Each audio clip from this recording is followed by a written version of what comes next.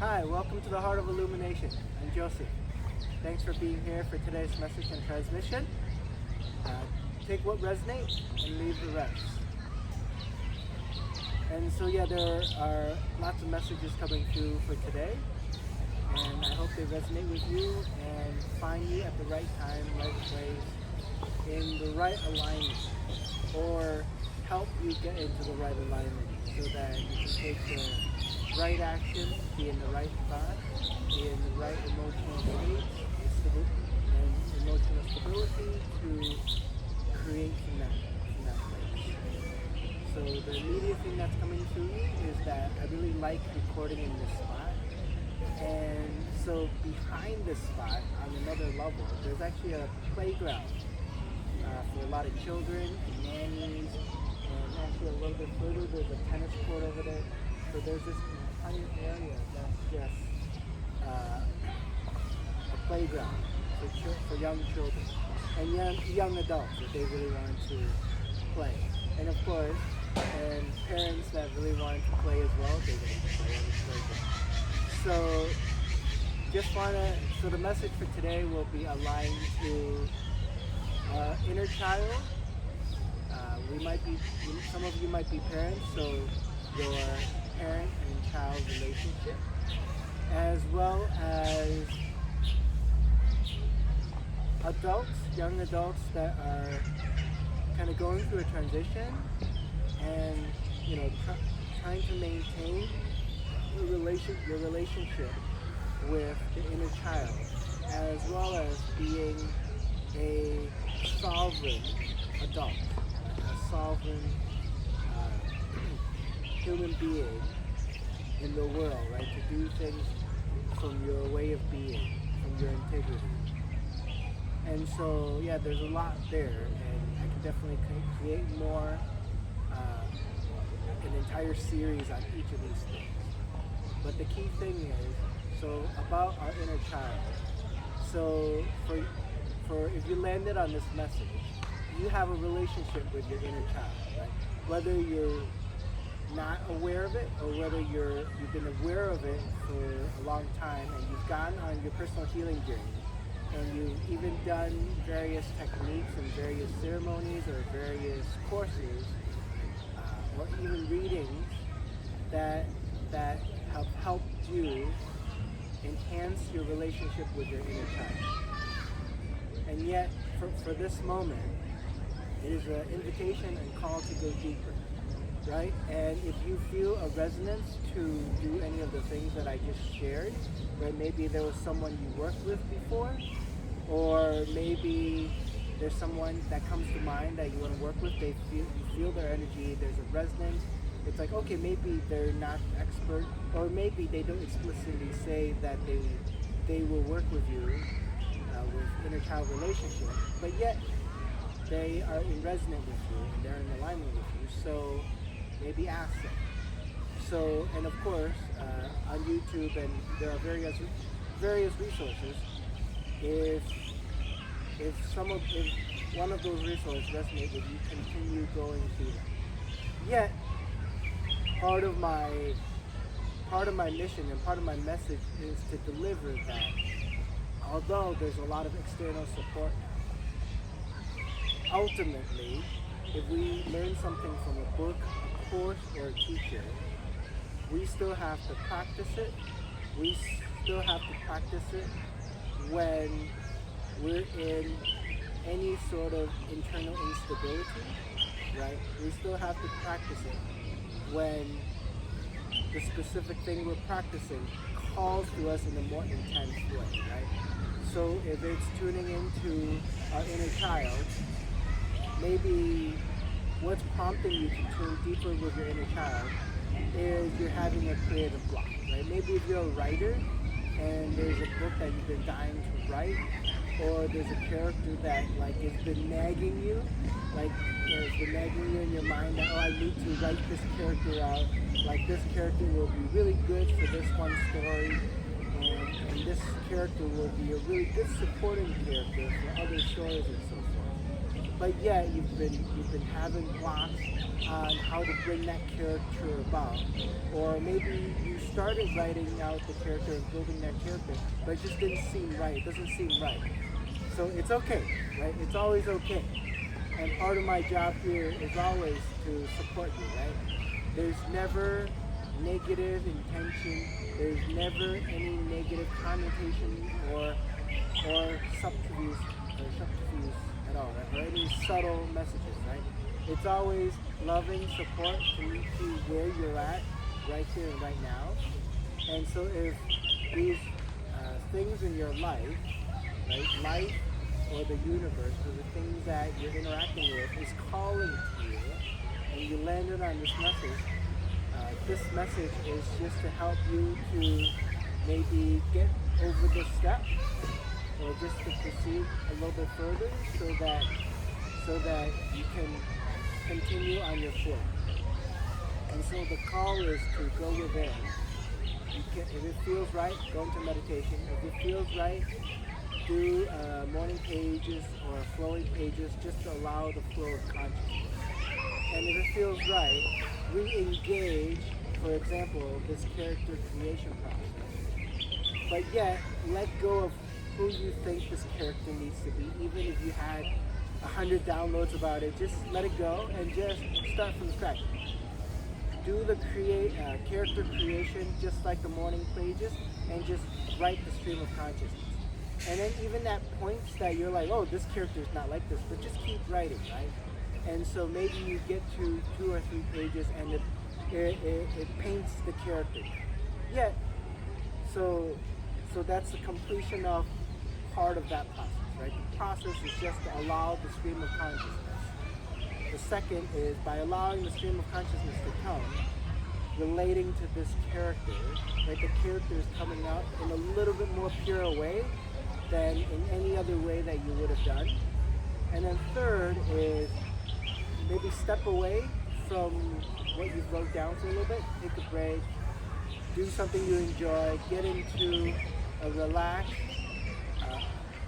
more uplifting state, and then go back to it and read from a total non-judgmental, loving the creative process point of view, and reread it, what you wrote. And what you can likely do is, either with a separate piece of paper or cross out on what you wrote, cross out stuff that isn't authentic to now the relationship you've developed with this character, right?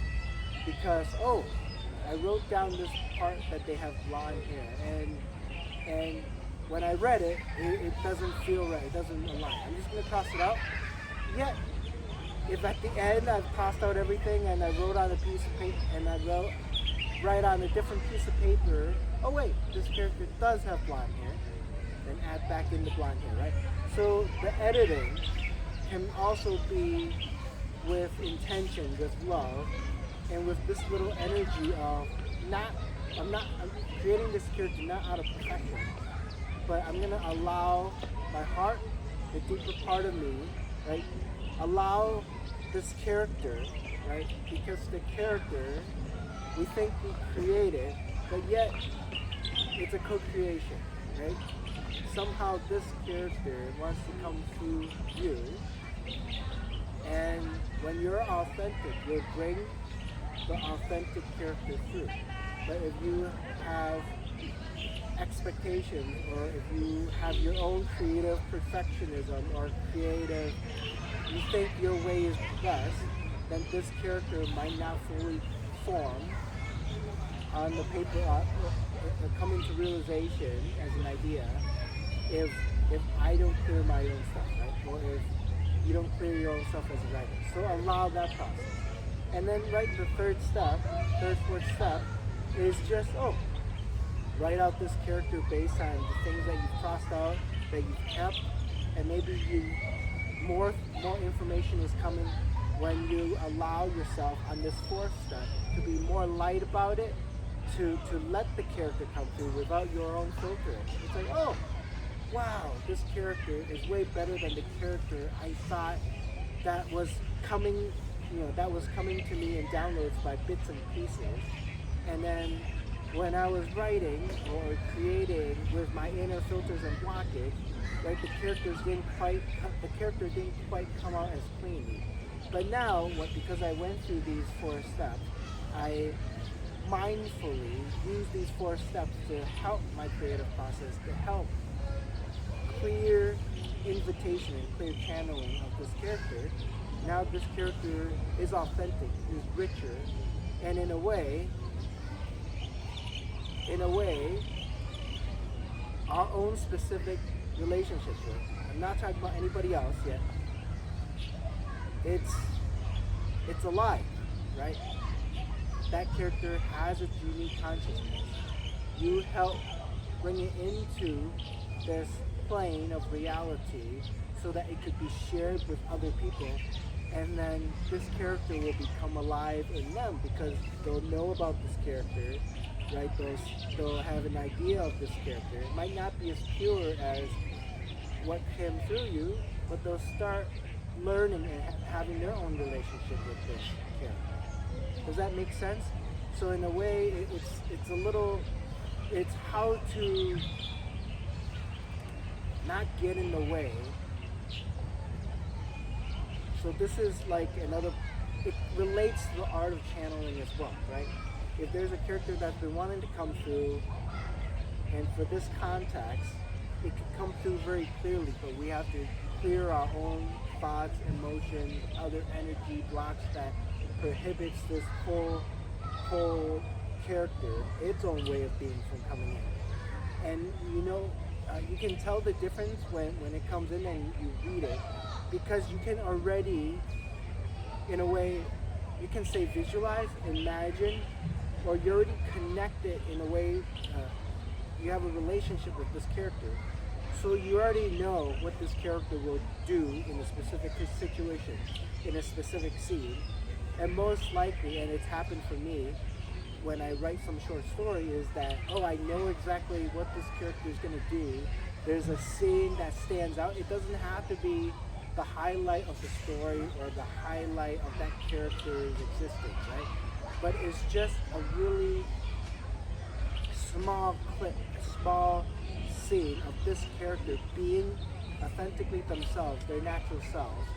They could be interacting with another character and so forth, but it's just giving you their slice of life that it's not dramatic, because it doesn't come, the genuineness doesn't come from dramaticness or seemingly importance of a scene because it has like it's the end of a chapter or end of an act. No, it's giving you that energetic signature of that specific character. And there's a beauty to being able to relate at that level. So this is more of a creator-author aspect, and of course, channeling authorship aspect. So another context I'll share is, for example, we all love modern stories and how these stories ends up in a book, in a TV series, or in a movie. So I'm going to use Game of Thrones as an example. I haven't read the books, but I've watched the TV show. And so it's just when you, as you go through your inner journey and you become more of yourself, and in a way, some people will say superpowers or cities or whatever, right? But as we become more ourselves and more in tune with our humanness, our cosmic facet, our multidimensional self, we clear the filters that are in our way of our human senses, and then we clear the filters that are in the way of our multidimensional senses, but yet they're in a very centered and grounded way, and we can perceive and feel and sense and have a deeper relationship with all things around us, right? Not just with stories and books, but with nature, with other people, with inanimate objects, with ideas, right? With anything, right? With everything. You name it, the sky's the limit. But specifically, so for a story like Game of Thrones, right? If maybe something within you, something deep within you, really connect you with the book. So now, right, obviously the author, right, George R.R. Martin, was the first one that did this inner process that I just described with this creative process, getting out of his own way, and then letting these characters come in. And when these characters come in, he continued to develop a relationship with these characters, like Jon Snow, like Stark, and so forth. And maybe, when these characters were coming down, and he was like, oh, this is the character. Obviously, there's more to add, but this is the character. And then in that process of that character coming down and him writing down at least some details, characteristic, you can probably see one of the scenes, and maybe it's the scene, like from the pilot, right, the first episode of Game of Thrones, where he can kind of see the family, and he can see how each of the characters have their different personalities. And right, it's not, so the pilot and some of the beginning scene, right, where it shows the children, Catherine, Kelly, right, and Ned Stark, right?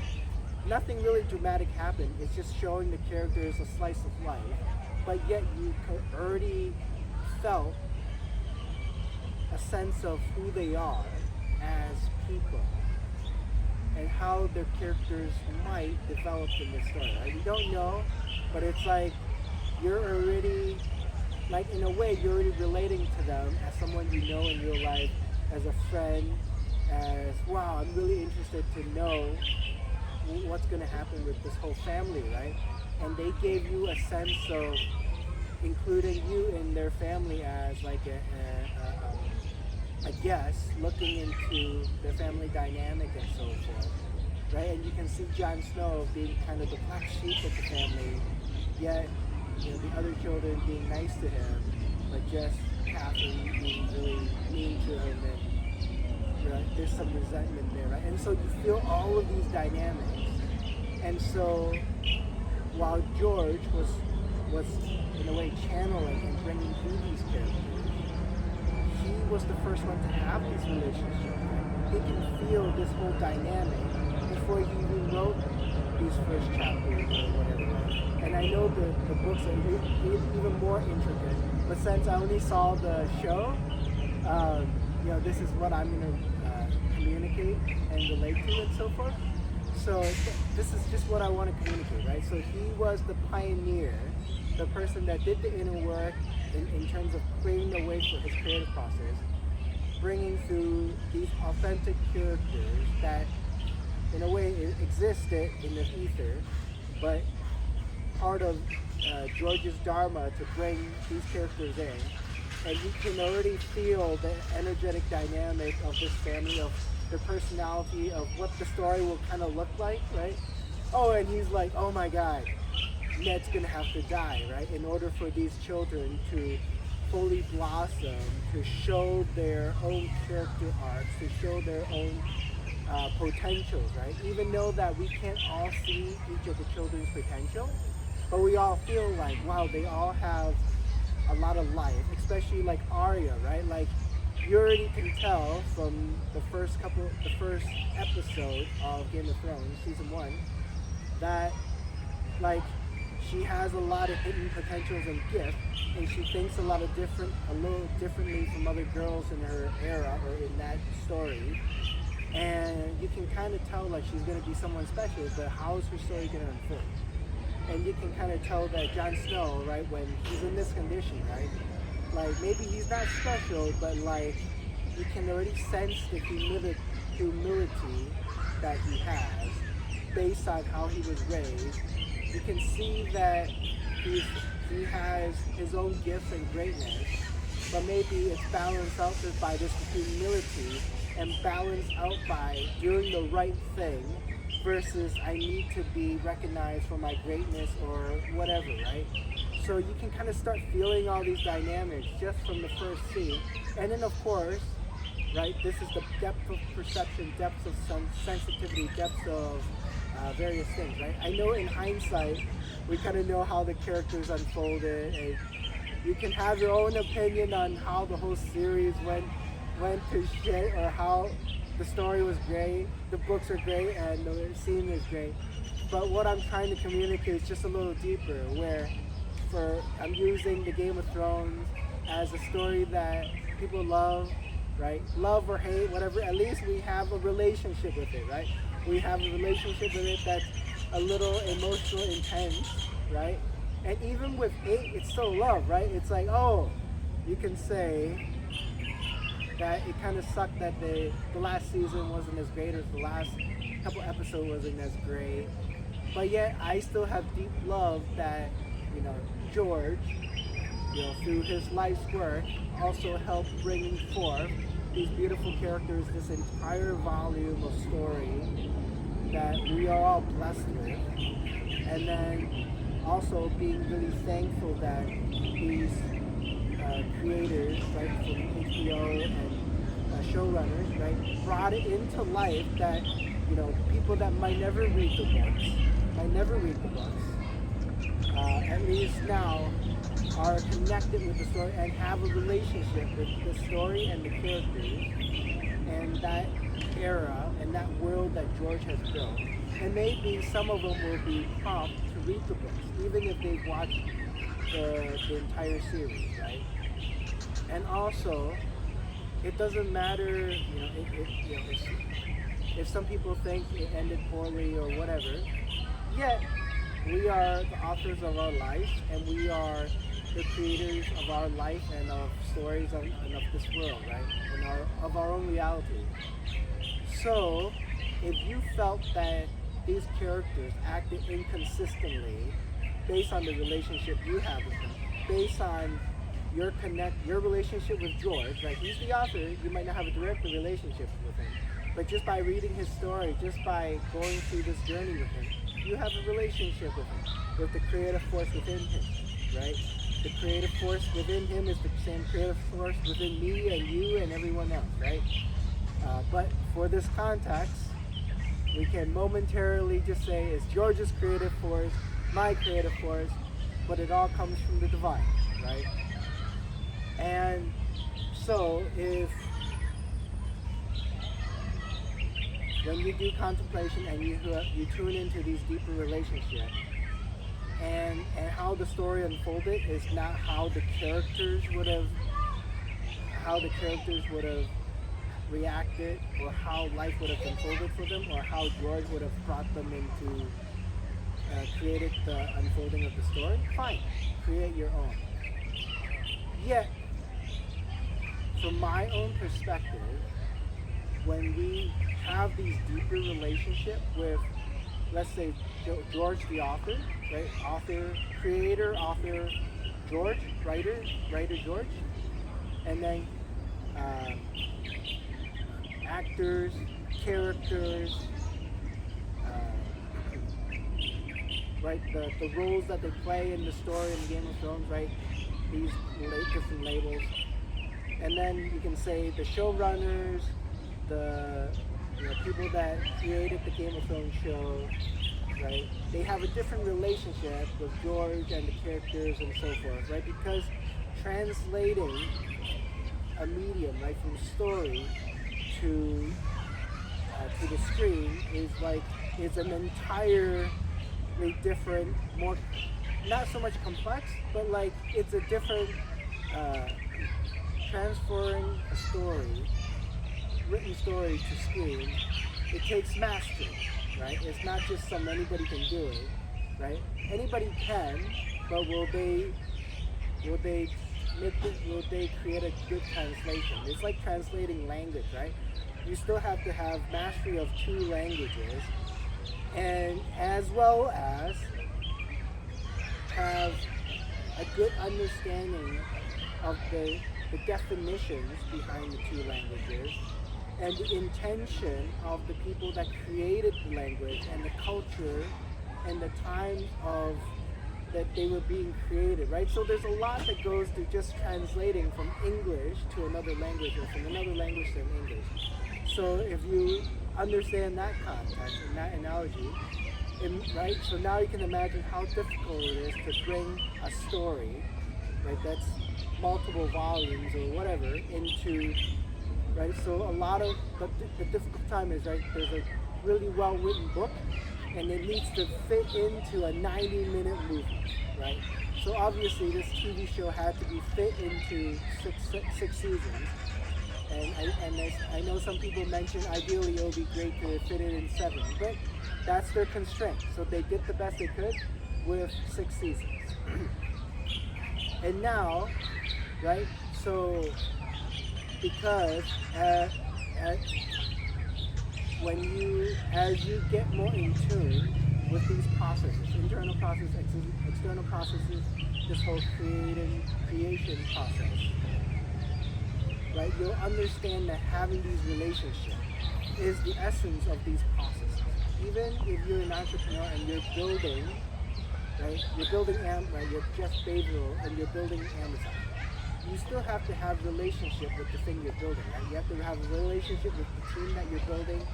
He had a relationship with books. He had a relationship with understanding finances.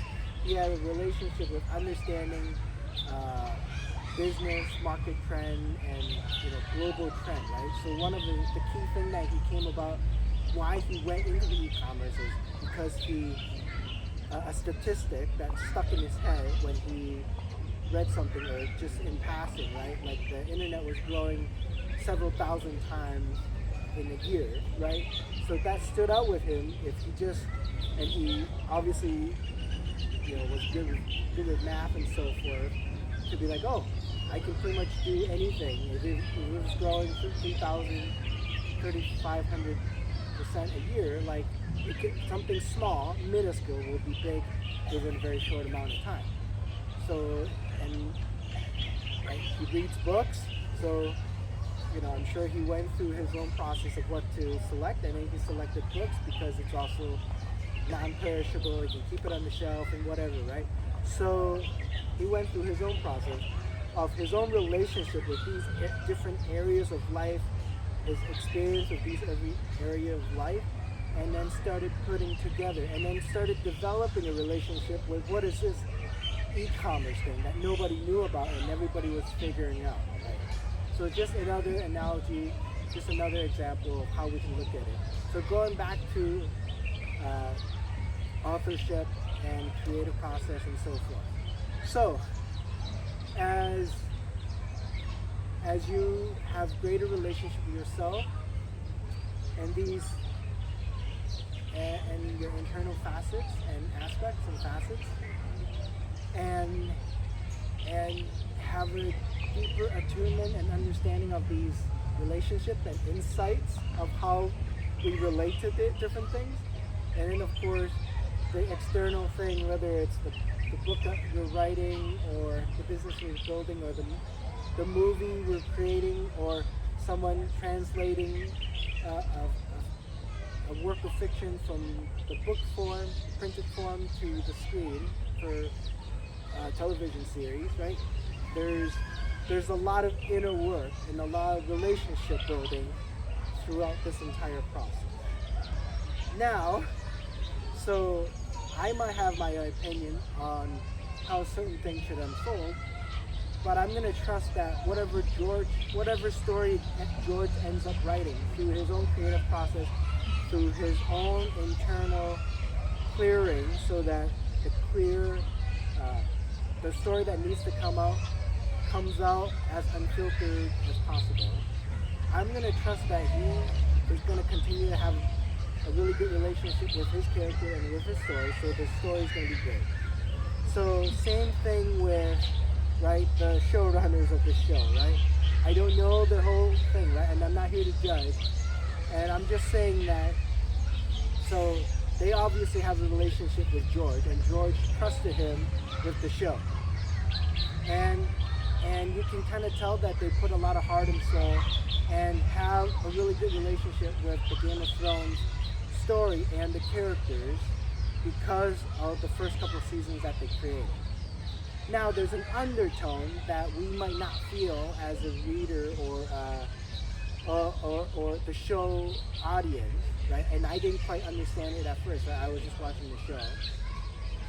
Yet, because now I know all this stuff, now I'm in tune with all this stuff, oh, there's a deeper. so the showrunner have a really deep relationship with these characters, right? With the show itself, with the team that's working on it, with actors that are playing these characters, right?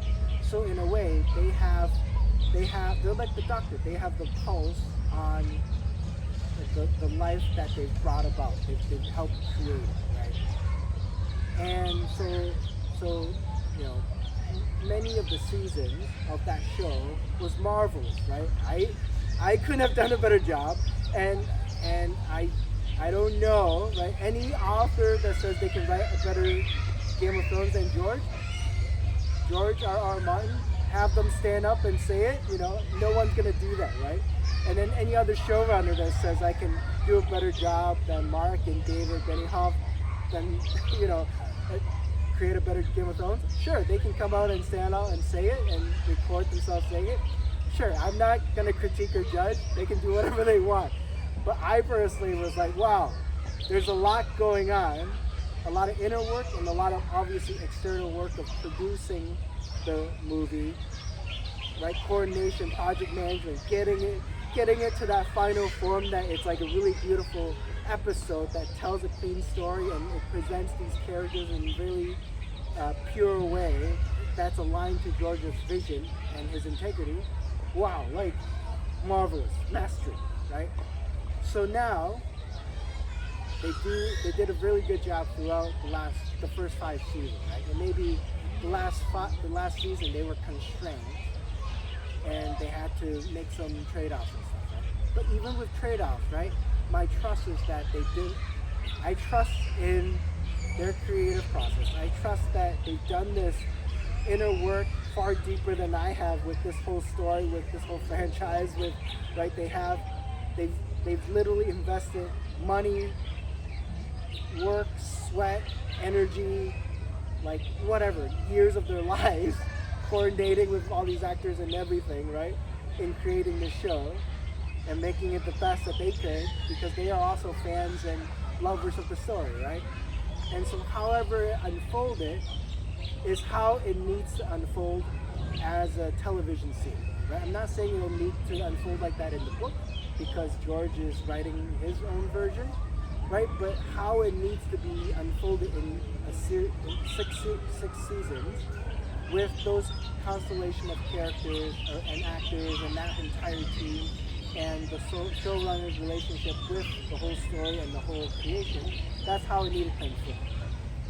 So now, when you intimately have these relationships, deeper relationships, right, with George, with the showrunners, and with the characters themselves, and I didn't quite understand the ending as well, but yet when I tune into, let's just say through contemplation or at times when I think about Game of Thrones, and obviously I didn't intend to talk about Game of Thrones in this video, but when I go deeper and relate, right, and temporarily reconnect myself with the relationship I have with this body of work, I'm like, oh, it does make sense.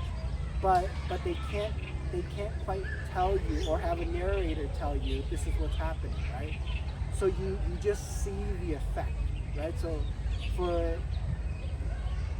I won't spoil the ending because some of you might not have watched it, but hopefully you watched it, and so maybe I create another video related to this on my own community that has the spoiler alert so that people won't feel the spoiling.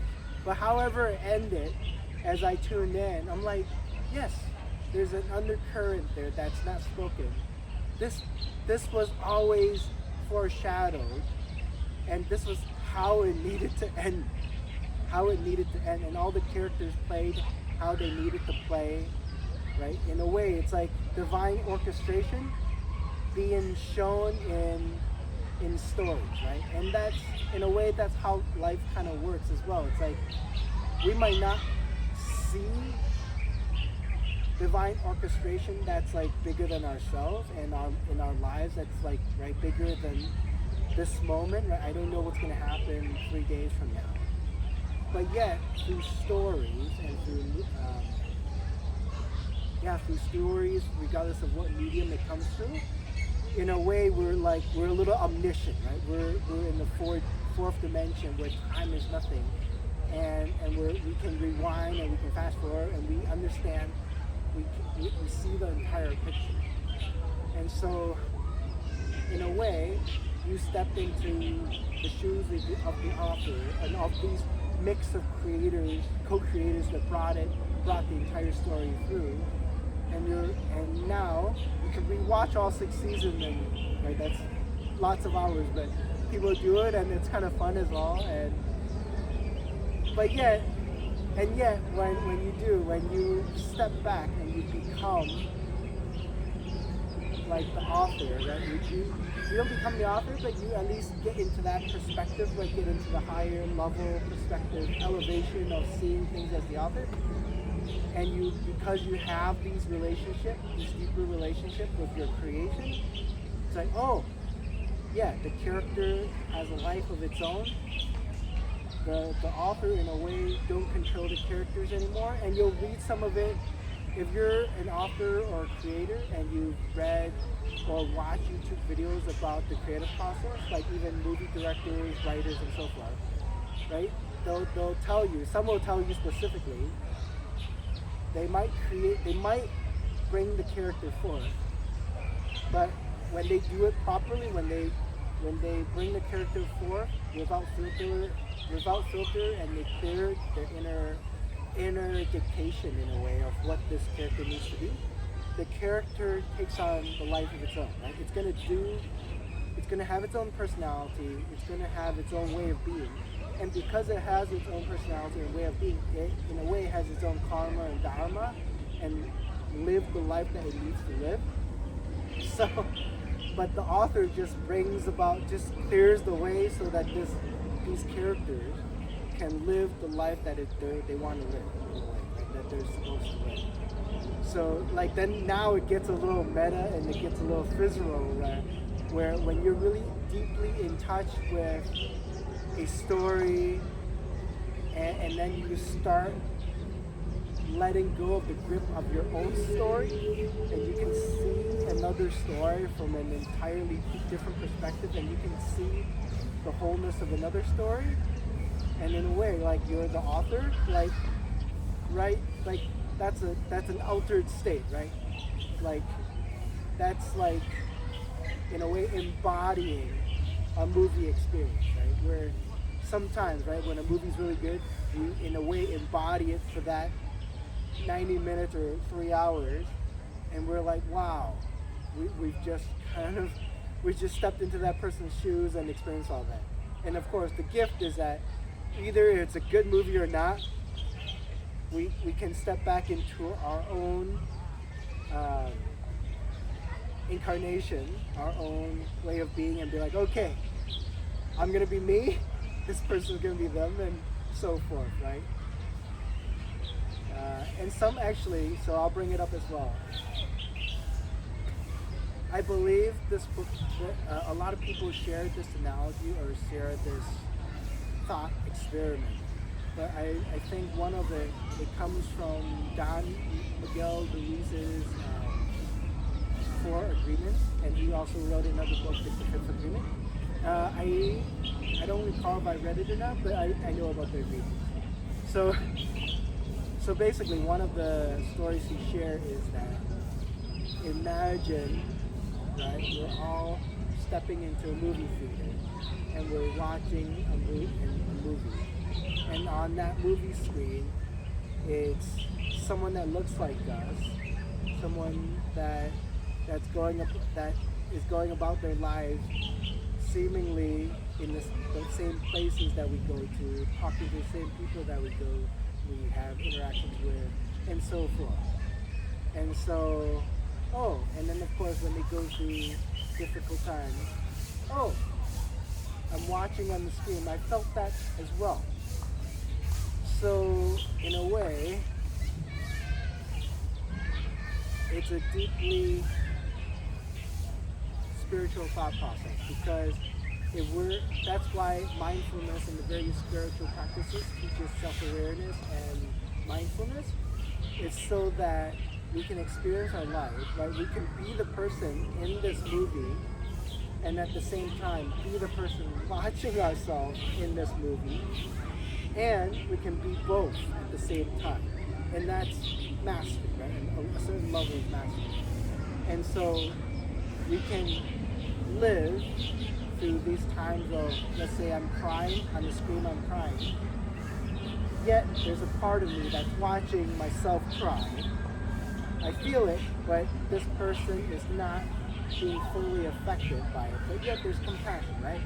This person watching knows exactly how this person feels. So when I have went through tough time before, and let's say I'm just crying in my bed, as I go through my journey of self-discovery, healing, wholeness, mastery, or whatever you want to label it, right? Just self-mastery. When I'm crying, I feel this facet of me that's feeling all this can kind of picture myself on another plane, watching myself curled up on bed and be like, oh my God, this thing really sucks. But yet there's this facet that's, right, but I feel it inside. But yet I can also treat it as like I'm watching it from the external. Like, it's fine, it'll go away. Right? I'm gonna sit with it. I'm gonna sit with it for however long it needs to be. Last time it was 40 minutes. This time it might be 40 minutes or less. Whatever, it doesn't matter. I'm just gonna sit with it, right? Because I know it passes, right? I've been through it enough. I know it passes. So I'm gonna be there, and because I'm willing to be there. I'm feeling it. I'm connected to this essence that see it from another perspective. Oh, 10 minutes. And of course I don't count time. I'm like, oh, I come out of it. I'm like, oh, I'm breathing better, not crying. Okay, I can leave the room. Oh, 10 minutes, great. Okay, then I move on. So anyway, so a lot there. My initial theme was inner child. So the greater theme of this is, yes, if you went through this entire video, in a way, this is a cycle of inner child recognition, helping you to have a deeper relationship, an initial relationship with your inner child, or further your relationship with your inner child. And most likely, there's a calling for you to connect with this inner child because you want to light up and enhance and level up your creative process to bring about a story or a certain creation, most likely a story, maybe even a screenplay, maybe there's a movie, a book, story, movie you want to create, and there's a team that's assembling around you that wants to help you create this movie and story. Yeah, so these are likely what's coming through for you. Yes, but it could be something else, right? Basically, the core thing is you've deepened, just by watching this video and staying with me, you've deepened your relationship with your inner child. Deepen your relationship with your creative process, and also you've deepened your relationship with other people's body of work, right? You can call, my example was the Game of Thrones story, world, and the TV series. Yet, you've also deepened your capacity to relate on a more expansive spectrum. So yes, there's more work to be done. So feel free to come back to my channel as I'll create different series to cover various things that I talked about in this one video, right? There's so much to cover, but yet you've already deepened, you've already taken steps and made progress on these different things, right? And the subtle area, right? So we are aware that with awareness, we are aware of our process of thinking, right? So metacognition, being aware of my awareness of thinking, right? Being aware of my own thoughts and processes.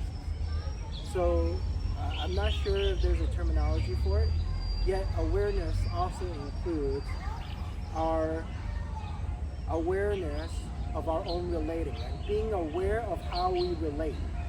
Being aware of relating and how we relate, right? So very deep, right? And then, I know in science it's relativity, right? Where everything is relational and relationship. So when we level up awareness, right? Awareness is just being aware of our thinking, right? In a way, but it's deeper, right? Being aware of how we relate to our internal aspects and facets. Being aware of how we relate to others. Being aware to how we relate to relationship, right? So it's pretty deep. And then there are other things for awareness that will require a whole series, right? But yet now you know, right? Yet now you know there's so much. And so I've shared with you from my own perspective of inner child relationship, creative process, and I like talking about Game of Thrones because you can kind of tell I have my own relationship with it.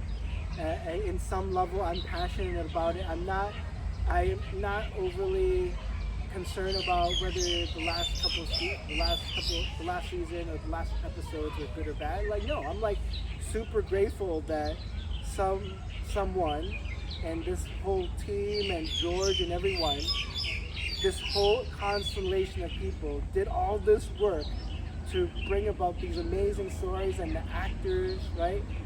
Being amazing actors, bringing about these stories and creating these characters. Like, I'm just grateful that this story exists and I can experience this journey, this story, and go through this entire journey. So hopefully I've communicated with you, right? And this is how I relate to stuff and how I'm aware that I'm relating to my own way of relationship, right? Part of my way of being. So anyway, so there's a lot.